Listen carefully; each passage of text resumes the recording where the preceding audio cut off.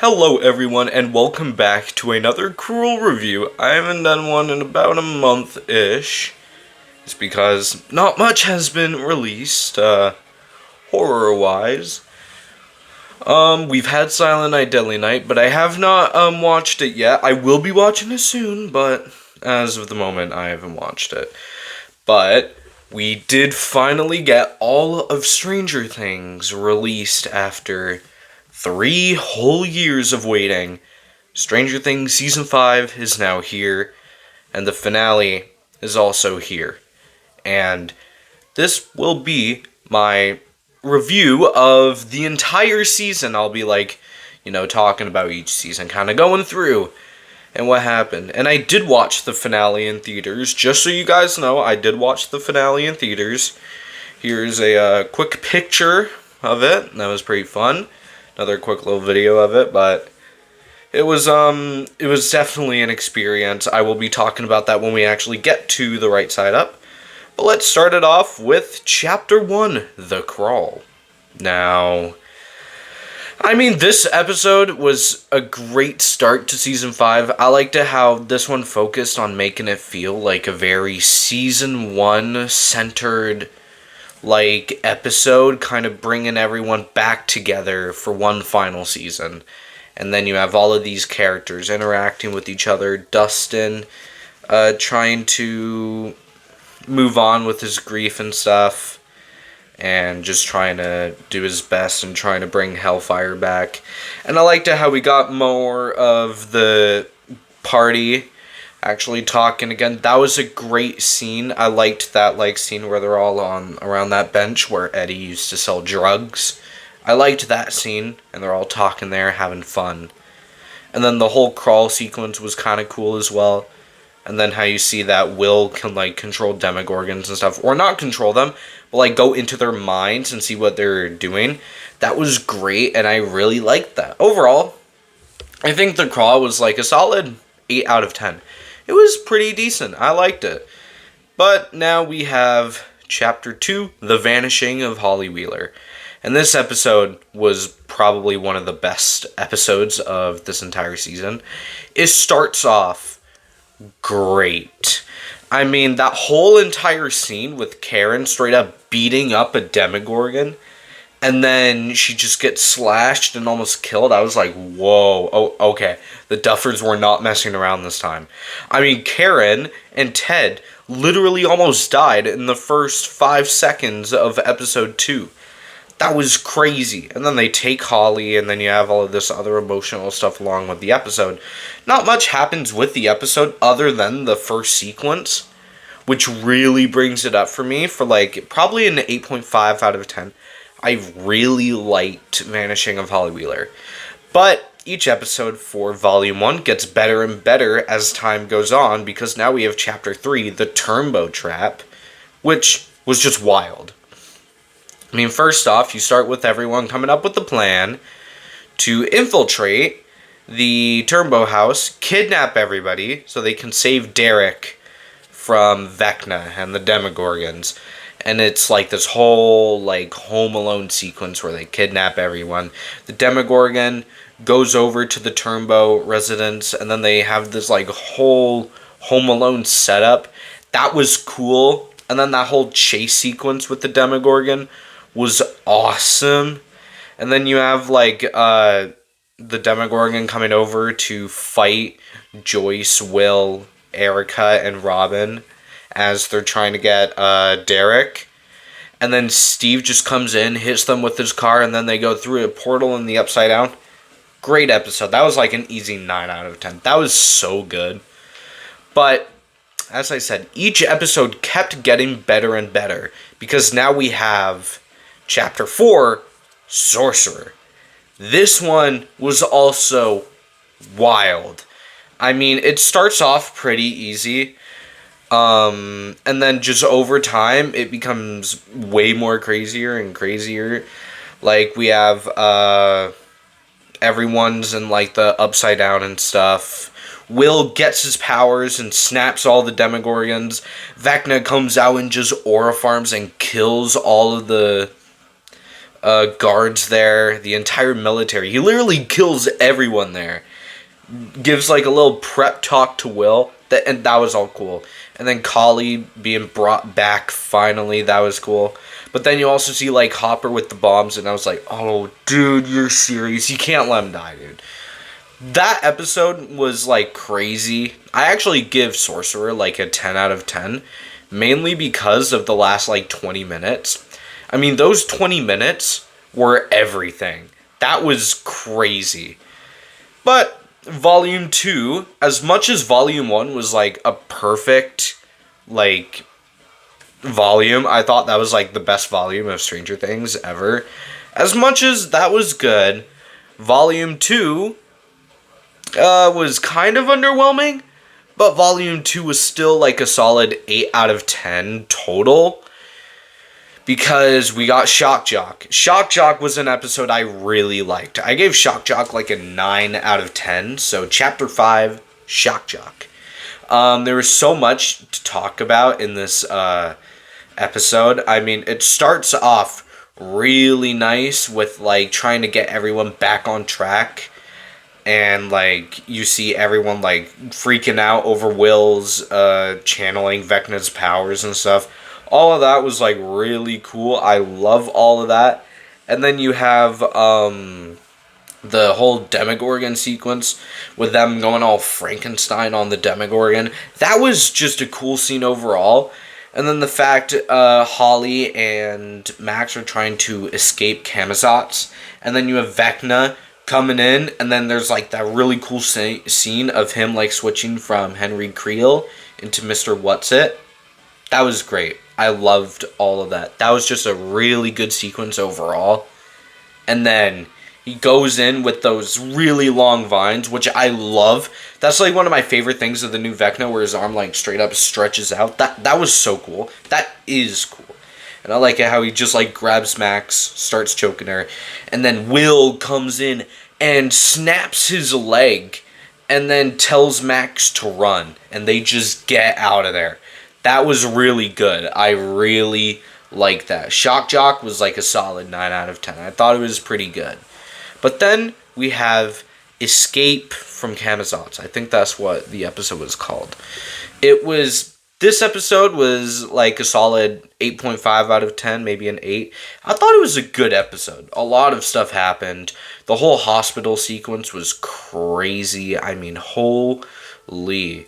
That hospital sequence was crazy. Karen becomes like another crazy character again. Like, Karen's really trying to get in your top 5 favorite characters of all time. I mean, she went crazy in season 5. That laundry scene was wild. And then you have the entire escaping from Camazotz scene where they're all finding ways on how to escape. Going through Holly's old memories, and then they go through Vecna's old memories to try to escape. But then you have like that 30-minute podcast episode between Holly and Max, which was just completely unnecessary. I saw multiple people complaining about it. I don't think it's that bad as most people think, because it's like Holly's stuck in here alone. And then you have Max, who's like, oh yeah, this is my stop, you can't come with me. And it's like, wow, you're kind of a jerk, bringing Holly along just so you can escape. But then that final portal opens up, and then they like slowly start running, and I'm like, oh my god, just get to the portal already. We get the point. And then Max wakes up, we get that whole sequence between Max and Lucas. I loved all of that. How it's like a reunion. They're reuniting after 1 year. I love that scene overall. I thought that was great. But then we have Chapter 7, The Bridge. And this episode was,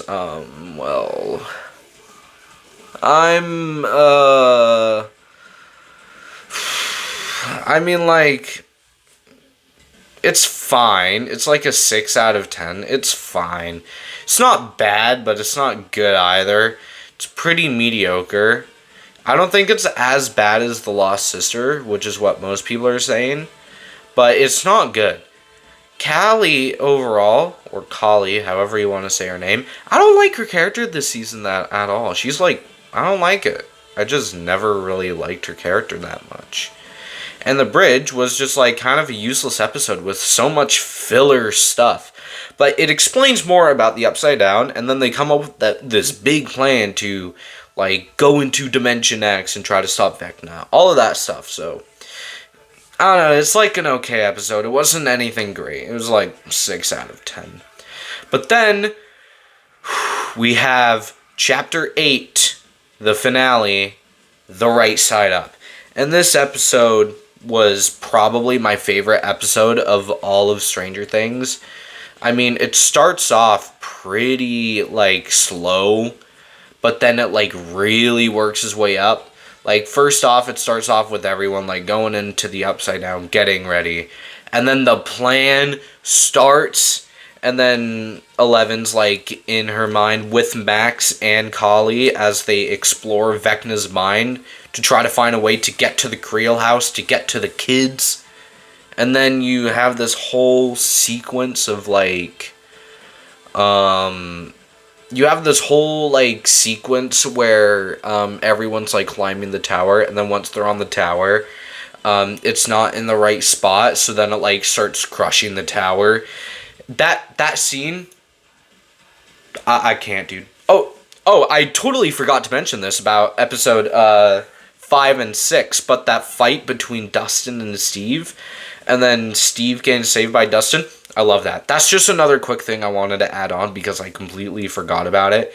And the scene from episode 7 with Nancy and Jonathan, love that too. Anyways, back to episode 8. I just got a little bit sidetracked there, but now going back to episode 8, first off, as I was saying, we have the radio tower. It comes crashing down.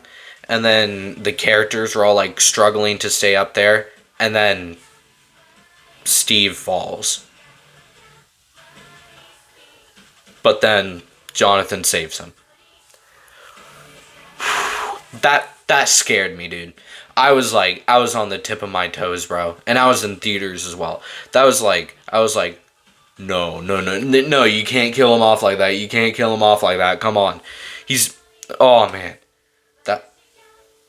That would have been crazy if they killed him like that, but I'm glad he got saved. And then they all go into Dimension X and stuff like that. And then they actually find Vecna and the kids. So then they all fight back against Vecna. Kali pulls her sweet trick to put off like an invisible wall for Vecna to see. So the kids are actually there, but Vecna can't really see through that. But then we have the crazy dream sequence between Hopper and Vecna, which was wild. Vecna straight up made Hopper shoot the glass, and I was like, no way he just did that.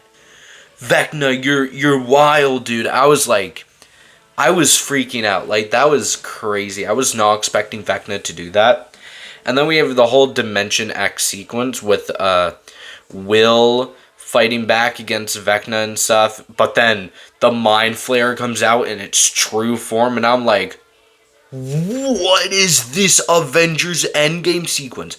Like, we have this monster bigger than Galactus. Keep that in mind, in the MCU at least. Like, this monster was wild. And then that entire whole sequence with it, like, going at everybody, and then Nancy, like, straight up going all crazy, becoming bait and stuff. And then 11 comes out of nowhere, goes into the monster's throat, and then into the base where Vecna is, straight up pulls him out, and then they go into this crazy fight with, like, the vines and stuff and using their powers. I love all of that. And then Will comes in and starts helping as well, and I'm like, oh man, this is wild. And then they push him onto that pole, they save the kids, and then you have that crazy sequence with, like, going flashbacks from season 1 to season 5. Then you have Joyce chopping Vecna's head off with an axe. That was just wild. No one was expecting that. Or, actually, it's kind of obvious. This season was kind of obvious, but I feel like it's always nice to see it. Even if it is obvious, it's nice. And, yeah, they just went crazy for that one. But then we have the death sequence of 11, and that one shocked me. As soon as I saw 11 standing there in the Upside Down, as the bombs went off and they're playing all of this emotional music. I'm like, no, dude, no way. And then Mike and Eleven have their final kiss in Eleven's mind, which was super sad, by the way, that whole talk they had between them. And then everyone being brought back while Eleven's just standing there accepting her fate. I was like, no, dude, no way. I was heartbroken, dude. That was wild. So I started crying there. And then she gets sucked into the Upside Down along with the Dark Void. I was shedding tears upon tears, man. That was a lot to take in, dude. And then you have that whole epilogue, which was great, by the way.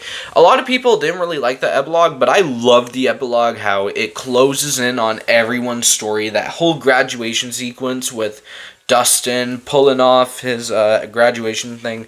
Hellfire lives. I love that scene. That was great. That was just great.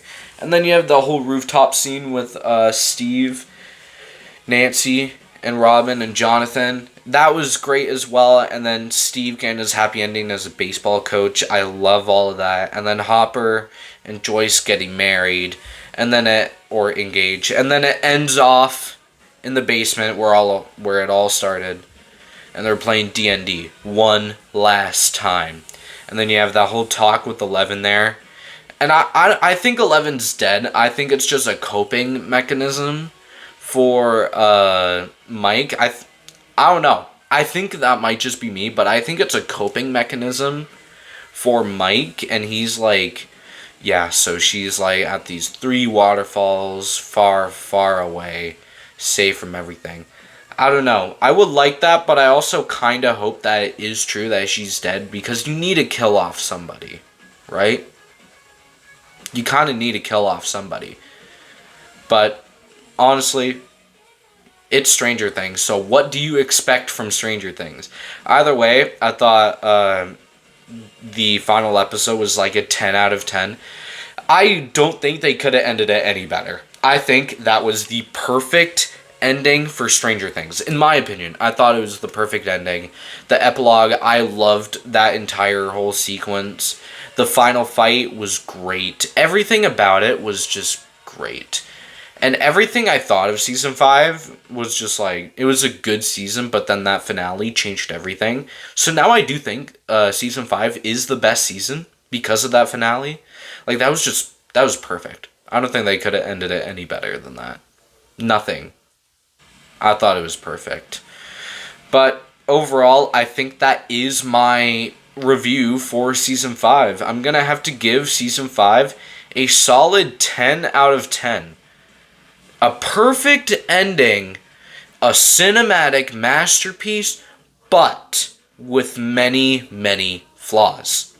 But even with these flaws, the many pros about the series, I do think, or season, the whole pros about the season, I think just overcome the flaws and make it still a perfect season.